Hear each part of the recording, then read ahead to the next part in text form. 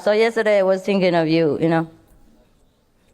I was thinking of you here while I was seeing the high spiritual level practice here, during meditation. That one not to the left and the other to the right, and the other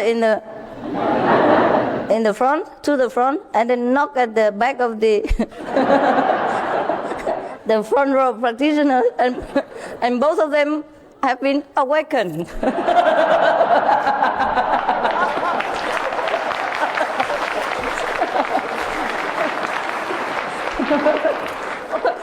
Well, actually, that is the purpose of our spiritual practice, to be awakened.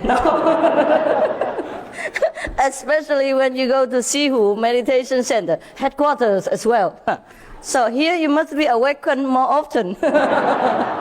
If you can't be awakened yourself, then the neighbors will help. By knocking the head onto your shoulders or under your back. You see, that is the spirit of brotherhood, helping each other with no expectation. This is really egoless, offering, without expecting reward. Now, if you don't feel grateful to the neighbor yet, you better,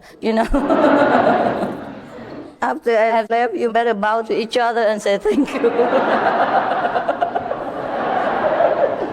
for awakening me anytime. Now, okay, the joke just comes like that. I didn't put it in the note. So the note is not yet used. Maybe we save it. Yeah, because every time, it's a headache for me to find some jokes for you, because you love to laugh so much, and me too. Now, really seriously, I read the note, if I can read at all, because it's a note. I actually wrote a few words here. Okay. Now, since I have seen your spiritual level here, wow, in the retreat, I keep thinking of you, what happened at home,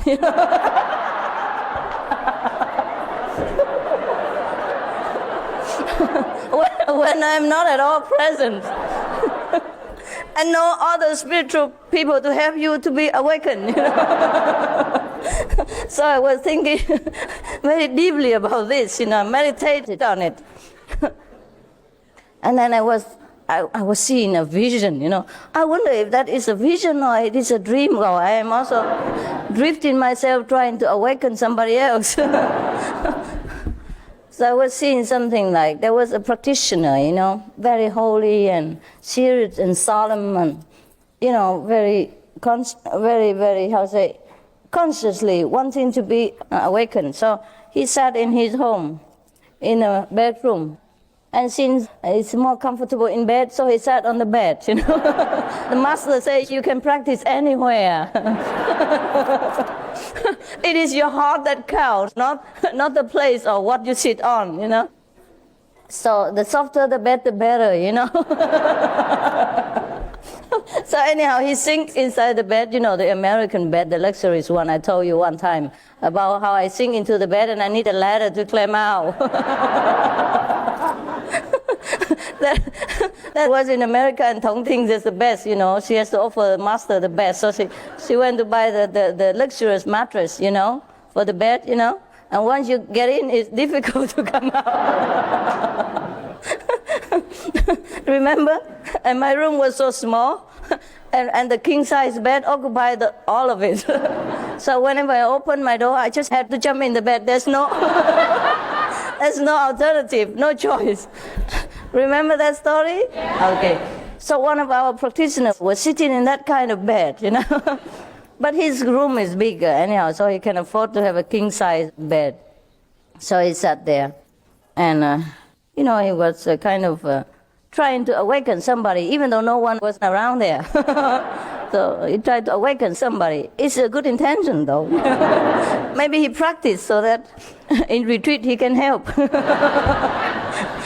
Or maybe during a group meditation, if somebody is sleeping in front of him, he can knock him out and awaken him, That is also spreading the Dharma in his own way, helping the master. So anyhow, he was practicing this kind of awakening doctrine, and so somebody else caught him. Maybe his father or mother, the elder in the family. So the elder scolded him and said, what did you do there? I meditate. And the elder said, what? You're not in your head like that and you say you're meditating? So the young one said, I'm sorry, maybe I did that. I didn't do it on purpose. So the elder said, did you know that Master is watching you, while you stealthily sleep like this during the meditation hour? You know that? So the younger felt very embarrassed and, very repentant and said, yes, I know.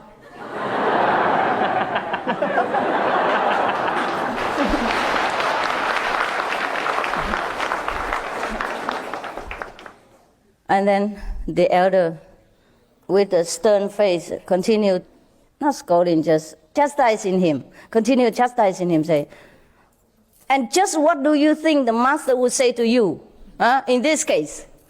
So the younger say, master will say, no one else here, only two of us, sleep for two.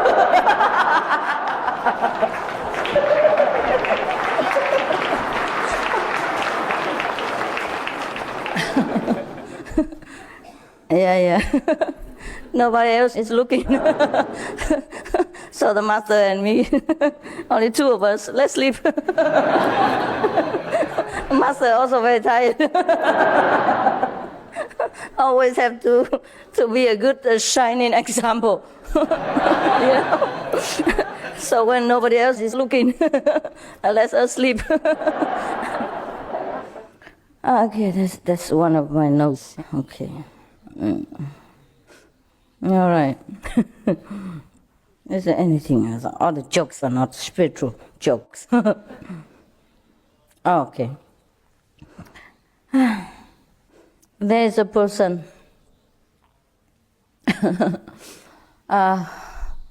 who was, going together with a group of tourists or kind of researching group to Africa or something. And of course, over there's no transportation, and the communication is very difficult. So they had to use sometimes helicopters, So now there's one person who was supposed to help them with translation, or, the native guy, was going together with the scientist research group. And as soon as he got in the helicopter, he kept complaining, the helicopter is too noisy. The people are talking too much. They are smoking too much. And the seats too narrow. The space too tight. And he kept wailing and complaining and moaning and shouting all the time. So the crew member took him out. Hang him on the wing or something. Hang him on a rope and dangling around. So here you are, you have a lot of space. And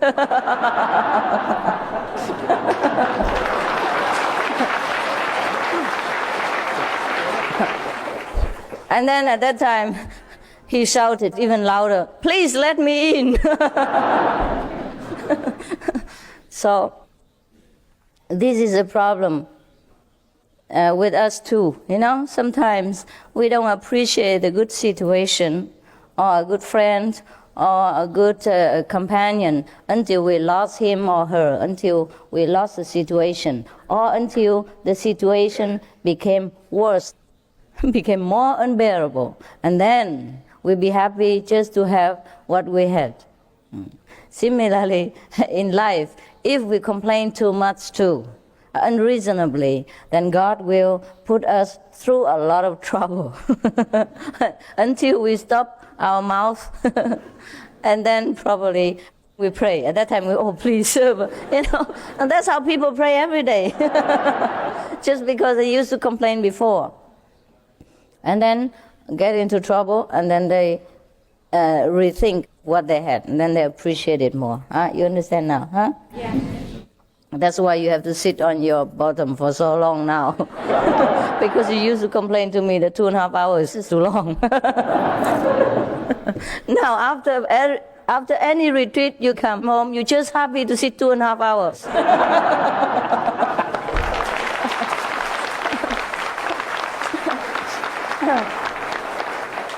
Is that not so?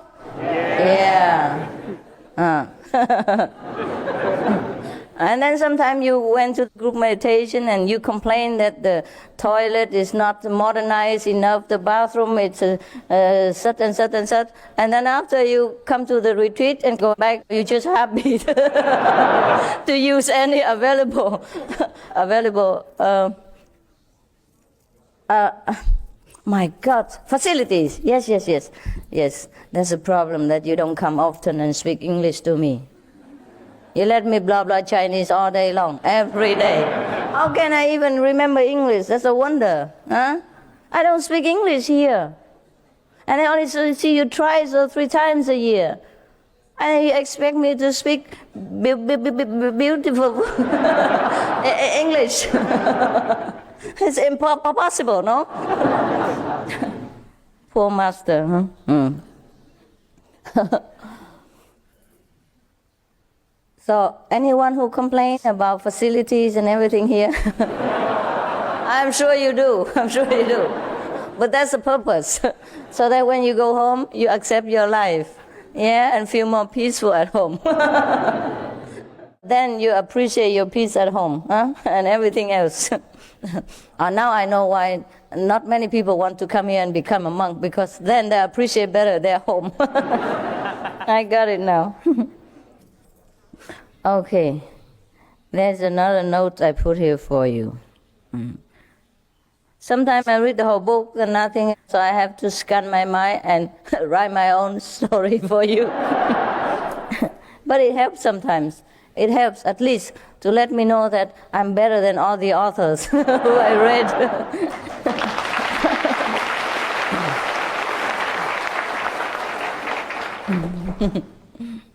Just like here, even though you are offered all the lousy facilities and sit for a long time, at least it helps you to settle down at home, and to feel more peaceful at home and more appreciative, and more happy and contented with whatever God gives you at home.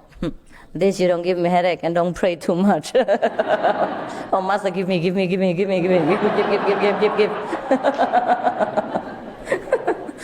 And after many retreats, you never ask again. No more. Okay, enough. So at least the retreat helps you in this aspect, huh? So thanks, huh? Thanks, Master.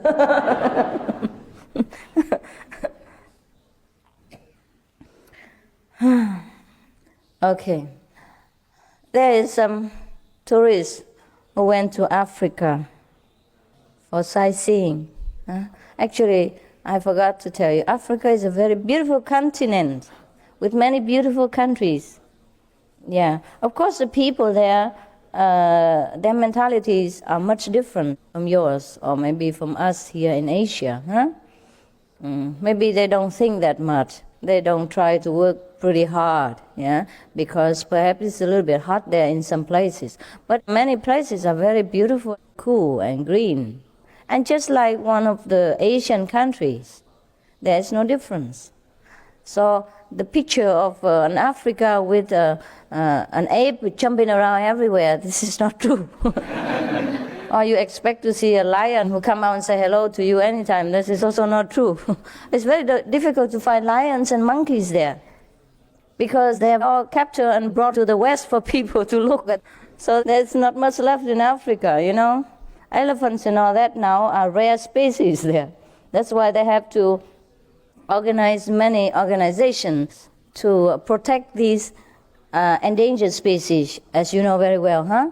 Why is it so? Because they have been exploited and killed or kidnapped for their precious tusk or their teeth or their horns, their skin, or whatever reason, maybe for medical purposes, or maybe just for curiosity, or maybe just for the rare meat for the few wealthy people who had everything already and want something more that they did not know. See, so Africa is not the wild jungle the way all the films portray.